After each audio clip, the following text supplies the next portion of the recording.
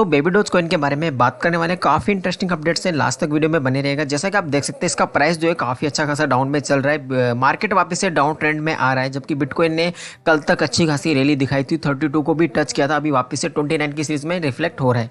अब baby doge के regarding सबसे बड़ी जो बात है जो इस समय पर चल रही है और लोगों के दिमाग में थोड़ा सा कन्फ्यूजन क्रिएट कर रही है और इसी वजह से इसमें सेलिंग प्रेशर भी बढ़ता हुआ नजर आ रहा है। पहली बार बेबी डॉज कॉइन में ऐसा हो रहा है, वरना बेबी डॉज आर्मी की अगर बात की जाए तो काफ़ी ज़्यादा पॉजिटिव है, काफ़ी ज़्यादा सपोर्टिव है। लेकिन अभी फिलहाल टेलीग्राम पर थोड़ी सी नेगेटिविटी झलक रही है, क्योंकि लोग बीएससी और ईथर स्कैन पर जो इसका क्रॉस चेन है उसको लेके काफ़ी ज़्यादा थोड़ी प्रॉब्लमेटिक हो रहा है। जैसा कि अगर आप सीएमसी पर देखोगे तो यहाँ पर इसका बीएनबी यानी कि बेब 20 टोकन का एड्रेस दिया हुआ है और उसके अलावा जो इसकी अगर सप्लाई की बात की जाए तो वो 420 क्वाड्रिलियन ही रिफ्लेक्ट होती है, जो टोटल सप्लाई है, ठीक है, जो मैक्स सप्लाई है। और जो सर्कुलेटिंग सप्लाई है वो लगभग हाफ है, क्योंकि ये 45% लगभग बर्न हो चुका है। जैसा कि अगर आप बीएससी स्कैन पर देखोगे इसका नल एड्रेस, तो यहाँ पर आपको पता चल जाएगा कि कितना इन्होंने बर्न किया हुआ है। अब एक क्वेश्चन तो मैं पहले आपको सबसे पहले क्लियर कर देता हूँ कि जो इनका बर्थडे था, जो बेबी डॉज एनिवर्सरी थी, वो निकल चुकी है 1 तारीख को।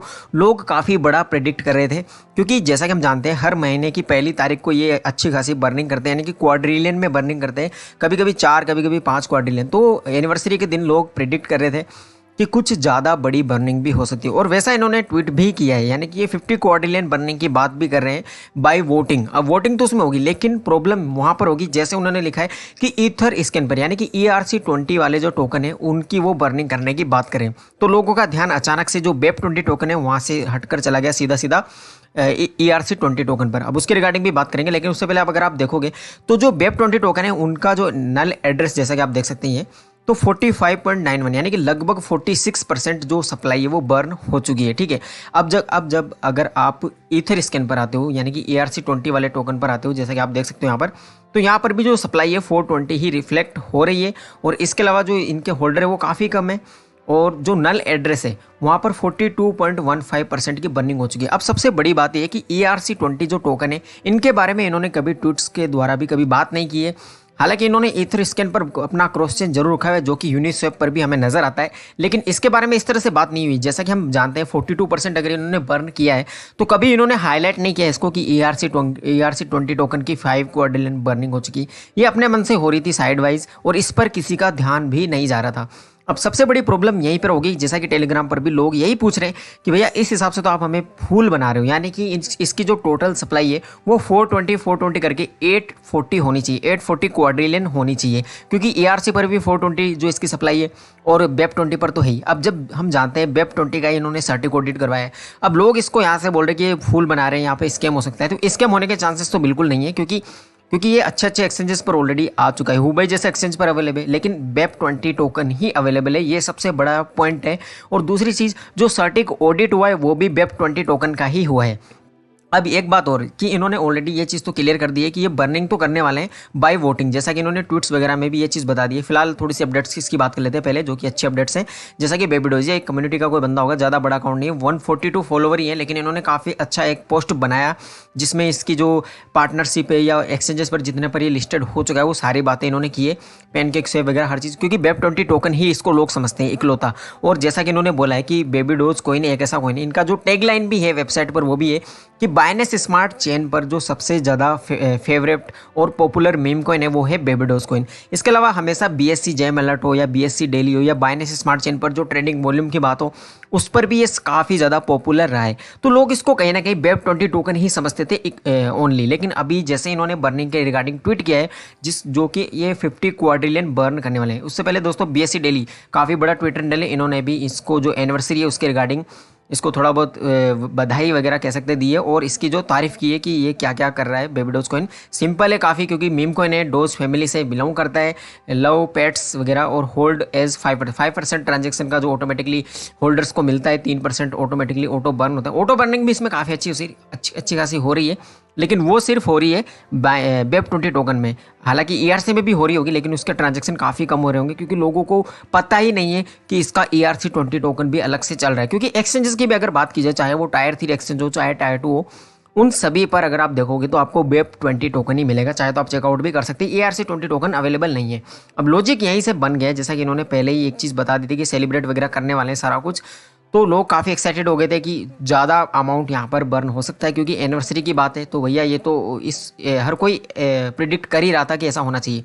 अब सर्टिक की तरफ से भी ये आया है कि इन्होंने इसकी एनिवर्सरी को कॉन्ग्रेचुलेट किया है और बेबी डोज को इनको बोला है। तो सर्टिक भैया काफ़ी ट्रस्टेबल एक प्लेटफॉर्म है जो कि इनको ऑडिट सर्विस प्रोवाइड करवाता है। वहाँ पर ये ऑडिट ऑलरेडी हो चुका है, तो ज़्यादा प्रॉब्लमेटिक नहीं होने वाला है। इनका जो एक पार्टनर था सिंप्लेक्स, जिससे हम केस से यानी कि कार्ड के थ्रू हम क्रिप्टो करेंसी खरीद सकते थे, उनके साथ इनकी पार्टनरशिप थी, तो उन्होंने भी इसको कॉन्ग्रेचुलेट किया है। ठीक है, अब बात रही टेलीग्राम से भी यही कंटिन्यूसली न्यूज़ निकल कर आ रही है। जैसे कि ये देखिए, हैप्पी बर्थडे, इन्होंने ये पिन ट्वीट करके, नहीं सॉरी 13 घंटे पहले एक ट्वीट किया, हैप्पी बर्थडे बेबीडोज। तो इन्होंने खुद के अपने ट्विटर ऑफिशियल हैंडल से किया है ये ट्वीट, और इन्होंने बोला है कि our snapshots is live for community proposal and voting.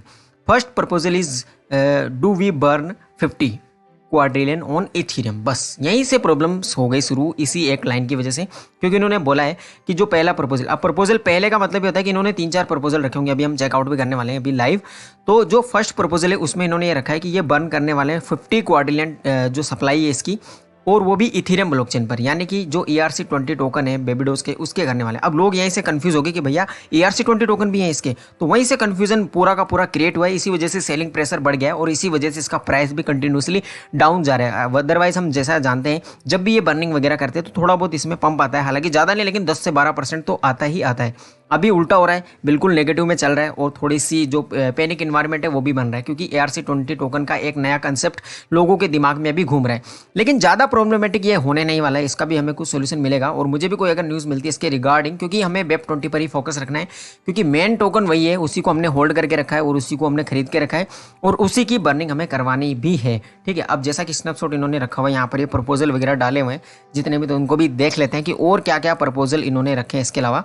जैसा कि आप देख सकते हैं, ये BabyDoge token when burn liquidity buyback BabyDoge tokens, तो बायबैक वगैरह कर रहे हैं अपने लेवल पर। ये चीज़ तो इन्होंने पहले भी टेलीग्राम पर की हुई है, तो काफ़ी ज़्यादा आप इस स्क्रीन पर जाकर चेकआउट कर सकते हैं। इन्होंने काफ़ी ज़्यादा प्रपोजल डाले हैं, जैसे कि जो एक्टिव है उनके बारे में अगर बात की जाए तो burn all non locked liquidity on BSC, यानी कि बाइनेंस स्मार्ट चेन पर जितने भी टोकन है जो लॉक्ड लिक्विडिटी है उनको सबको, सॉरी नॉन लॉक्ड, यानी कि जो भी लिक्विडिटी जो कि इन्होंने सिर्फ अपनी टीम के पास रखी हुई है, यानी कि उसको लॉक नहीं किया हुआ है। जैसा कि होता है ना कि लिक्विडिटी को लॉक किया है, डेस्क टूल पर अगर आप चेक करते हो तो आपको पता चल जाएगा वहाँ से कि कितनी लिक्विडिटी इन्होंने लॉक कर रखी है और कितने टाइम के लिए लॉक्ड कर रखी। अब जो नॉन लॉक्ड है उसको ये बर्न करने का एक यहाँ पर चल रहा है प्रपोजल, तो इस पर भी अगर कहने का मतलब अच्छे खासे वोट आते हैं तो ये वो चीज़ करेंगे, क्योंकि यहाँ पर एक्टिव दिखा रहा है, तो यहाँ पर वोटिंग चालू है दोस्तों, तो आप इसमें भी पार्टिसिपेट जरूर कीजिए। उसके अलावा reduce reflection start to burn on transaction, यानी कि जो होल्डर्स को मिलता था, यानी कि 5% जो होल्डर्स को मिलता है उसको आप भले ही कम कर दो,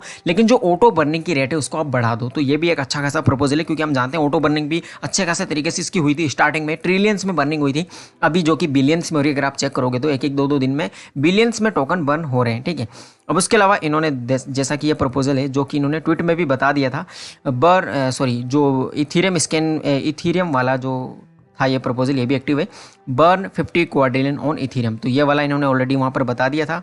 इसके अलावा reduce reflection start to burn on transaction, तो ये 3-4 जो एक्टिव हैं प्रपोजल, इन पर वोटिंग चालू है, तो आप इसमें पार्टिसिपेट जरूर कीजिए। अब ये तो रही प्रॉब्लम वाली बात, इसी वजह से प्राइस डाउन जा रहा है, क्योंकि ये क्वेश्चन मुझे काफ़ी ज़्यादा सुनने को मिला है अभी पिछले कुछ 1-2 कमेंट्स में कि बेबीडोज कॉइन डाउन क्यों जा रहा है, तो ये तो आपको उसका जवाब मिल गया। इसके अलावा दोस्तों ये 50 क्वाड्रिलियन जरूर बर्न करेंगे, लेकिन जो BSC स्कैन वाला है उसकी भी बर्निंग होगी ही होगी, क्योंकि हर महीने की पहली तारीख को ही करते हैं। पिछली बार भी हमें पता है इन्होंने 3 तारीख को वो काम किया था, यानी कि 2 दिन डिले कर दिया था, तो अभी भी वो बर्निंग हो सकती है। और जैसे कोई भी अपडेट आता है अच्छा खासा, कोई गुड न्यूज़ आती है, तो इसमें परचेजिंग वापस से बढ़ेगी, क्योंकि बेबीडोज आर्मी काफ़ी बड़ी है, इसकी अगर परचेजिंग होने लगी तो हो सकता है इसमें ज़्यादा ही पंप आ जाए, कुछ वो भी पॉसिबिलिटीज़ बन रही हैं। और हम जानते हैं क्रिप्टो एशिया इवेंट भी आ रही है दोस्तों, तो उसमें ये पार्टिसिपेट करने वाला है फॉर श्योर, क्योंकि इसके रिगार्डिंग मैंने आर्टिकल भी पढ़ लिया है अच्छे खासी वेबसाइट से, तो वहाँ पर भी ये जरूर जाने वाला है, तो उसमें कोई दिक्कत नहीं है। रही बात इसके फेज़ 5 की, तो लोग बोल रहे हैं कि अब रोड मैप पे आगे ये क्या करेगा, कि जैसे कि हम जानते हैं इन्होंने ऑलरेडी बेबीडोज स्वैप के रिगार्डिंग क्लू दे दिया है, उस पर ये काम कर रहे हैं, जो कि फेज़ 4 में भी इन्होंने मेंशन किया है कि बेबीडोज स्वैप पर ये काम करेंगे, एड वे मोर मीम्स, तो ये सारी चीज़ें ये ऑलरेडी कर चुके हैं, तभी तो इन्होंने रिलीजिंग के बारे में बात की है। लेकिन जो बेबीडोज स्वैप है उसको रिलीज़ करने का जो बात इन्होंने फेज़ 5 के अंदर की है, अब फेज़ 5 में जो काम है, जैसे कि ये फर्स्ट स्टेप है ये कंप्लीट हो चुका है, release NFT market place NFT collection ये भी कंप्लीट हो चुका है। अब जो ये total donation to dog shelters ये भी कंप्लीट हो चुका है, 750 से काफ़ी ज़्यादा इन्होंने चैरिटी ऑलरेडी कर दी है। अब 2 चीज़ें जो बची हुई हैं वो काफ़ी अच्छी खासी चीज़ें हैं, क्योंकि ये दोनों ही एज ए यूटिलिटी और हाइप के पर्सपेक्टिव से अगर देखा जाए तो काफ़ी बड़ी चीज़ें, जैसा कि रिलीज बेबीडो स्वैप, तो ये नज़दीक आ रहा है, हो सकता है ये कुछ इसी महीने में रिलीज हो जाए क्योंकि ऐसे चांसेस बन रहे हैं। लेकिन जो give away Tesla to community होने वाला है इसमें थोड़ा डिले हो सकता है, और ये काफ़ी बड़ी बात रहने वाली है। जब भी give away Tesla to community होगा तो इससे काफ़ी ज़्यादा हाइप इसकी क्रिएट होगी, हो सकता है उससे पहले ये किसी बड़े एक्सचेंजेस पर लिस्ट भी हो जाए क्योंकि उसका ट्रेंड भी लगातार बनता रहता है। तो यही था फिलहाल बेबीडोज के रिगार्डिंग। अगर आपका अभी भी कोई कन्फ्यूजन है तो कमेंट सेक्शन आप ही के लिए, चैनल को आप सब्सक्राइब जरूर कर लीजिए क्योंकि मीम कॉइन्स हो या स्टेबल कॉइन हो, सबके बारे में मैं वीडियोस बनाता रहता हूँ time to time latest updates के रिगार्डिंग। तो फिलहाल ये था, बाय बाय, थैंक यू।